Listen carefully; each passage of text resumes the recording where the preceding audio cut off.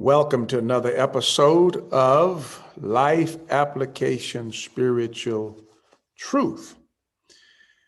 We appreciate you taking this journey with us. Give us your favorable comment. Give us a thumbs up. Share this on your social media, in your emails, in your text, so that others will get a chance to be exposed to and hear the things that you're hearing as we roam through the book of Romans. We have arrived at Romans chapter 1 and verse number 18. Therein, Paul is still talking about the gospel.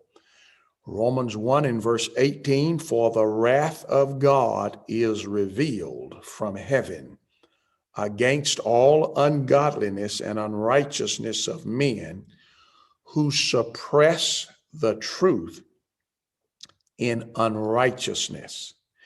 That word wrath describes a settled, a determined state of mind. So when there is unrighteousness, God has already settled in his mind, has already made a decision that he is in opposition to unrighteousness. And that message is revealed to us in the gospel. As a matter of fact, his wrath has been revealed against unrighteousness ever since Adam violated his will in the garden. So the wrath is against the ungodly. It's those who are contrary to the will of God. It's against the unrighteousness, the cause. See, behind the unrighteous behavior, there is an unrighteous attitude. So God is against the cause of unrighteousness, but he's also against the consequences of unrighteousness, wrong relationships, when we end up subscribing to that which is in utter rejection of the will of God. Now look again at verse 18. For the wrath of God is revealed from heaven against all ungodliness and unrighteousness of men who suppress the truth. That means there are some who know the truth, but will not embrace it. They suppress the truth. And then he moved further, beginning at verse number 19, and he raises the question of sin. He first, in chapter 1, verses 19 through 32, he talks about the guilt of the heathen, those who had not been born again. There are some things that they could see with their eyes and understand with their minds. Listen to how he wrote it in verse 19. Because that which is known about God is evident within them, for God made it evident to them. Now look at verse 20. For since the creation of the world, his invisible attributes, his eternal power and divine nature have been clearly seen, being understood through what has been made, so that they are without excuse. Now here is what Paul is saying, that God has provided a witness of himself. He has made it so vividly clear. It is inherently residing within every individual. And he said that they can see with their eyes and understand. Said it has been clearly seen. Human beings universally are religious. There are no people who are not religious. It is interesting and sad to note Christians, pseudo-Christians, running around claiming to not be religious, putting forth an effort to not be religious. There's no such thing. Everybody is religious in the sense that there is a set of teachings. There's a set of moral teachings that they subscribe to. And some truth, therefore, is self-evident apart from the written revelation. For example, I've never been to the sun. I've never been near the sun. But I do know one thing, that the architect of the sun is skilled, mighty, and powerful, because the sun has never needed repair. And if the sun needed repair, who could go do it? So there's just something in me that says the architect of the sun is wiser than I, more powerful than I, and more sustaining than I. Without reading anything, he's far superior to me. The unsaved know the truth of the existence of a supreme being. There are no people who do not worship some kind of supreme being. They recognize that supreme being even through nature. Listen to what the psalmist said in the 19th division of the Psalms. The heavens are telling of the glory of God, and their expanse is declaring the work of his hands. The heavens are doing that. The heavens are doing that. So here are some questions we ought to ask sometime.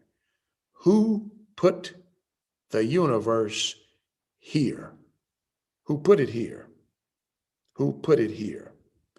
And then who put the universe here like this?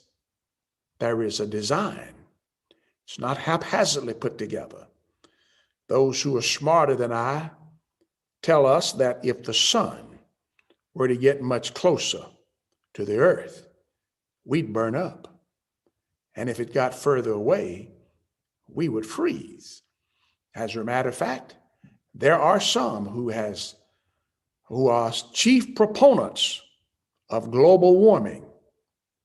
And the argument is that there are things that we are doing that's going to cause the sun to exert too much power, too much heat on the earth, and we're going to be in trouble. So there's something in us that tells us there's a superior architect that has created the universe. But unfortunately, when those who knew and understood, they decided to no longer know what they knew. It's awful when a person decides to no longer know what they know. Listen to verse 21 of Romans chapter 1.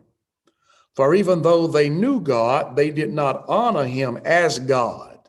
Now they knew him, but they didn't honor him as God or give thanks, but they became futile in their speculation, and their foolish heart was darkened. Professing to be wise, they became fools and exchanged the glory of the incorruptible God for an image in the form of corruptible man and of birds and four-footed animals and crawling creatures. The heathens, from a national perspective, exchanged and substituted for God. It was as if a man killed his father, made a wooden image, and then introduced that wooden image into the world as his father. How foolish would that be? So 4 things have happened. 1, they failed to honor God as God. They failed to give thanks. They were futile in their speculation. And when God cast them out, their mind became like a vacuum cleaner, just drawing up and drawing in, sucking in, grabbing a hold to spiritual darkness.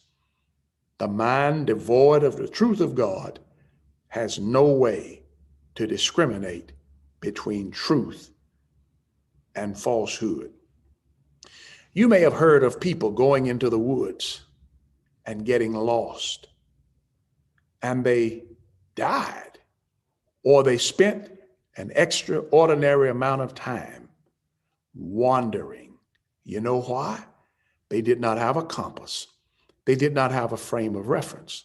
They kept wandering in circles. See, if you do not have a frame of reference, how do you know which way you're going? You don't.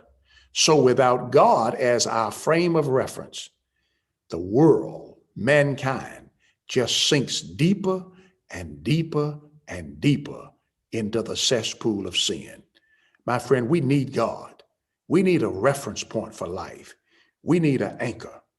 And then, because they're going to worship something, they came up with a man-made religion. Man is naturally religious, but he's not naturally godly. He first elevates self, and then the rest of creation to the level with God. Isn't it interesting that we live in a world where if you kill a bald eagle, you're in serious trouble, but you can kill an unborn child and people celebrate it. As a matter of fact, people celebrate the right that you have, or they celebrate giving you the right to destroy the life of an unborn child. But if you destroy the life of an unborn bald eagle, you may be in serious trouble. What's happened?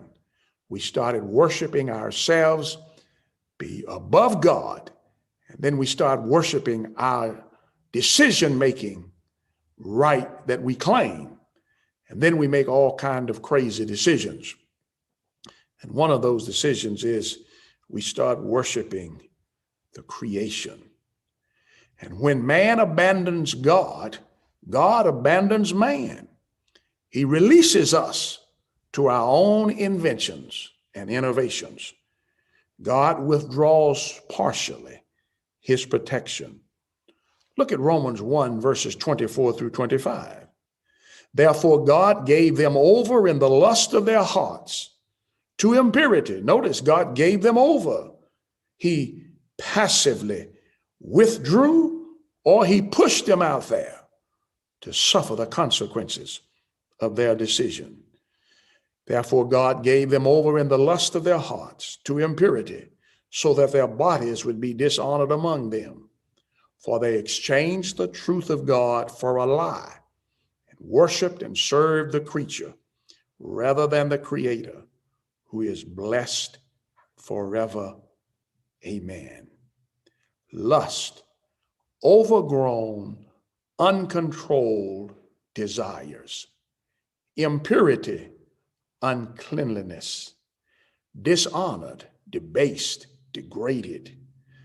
And they sank even further, participating in ungodly practices. Give us a thumbs up. Post your positive comment about our program. Share the link in your social media. Send it in your texts and emails. Help us to get the word out to millions of people. Thank you for taking the journey with us. Set your alarm clock so you can take the journey with us again. Same time, same station, different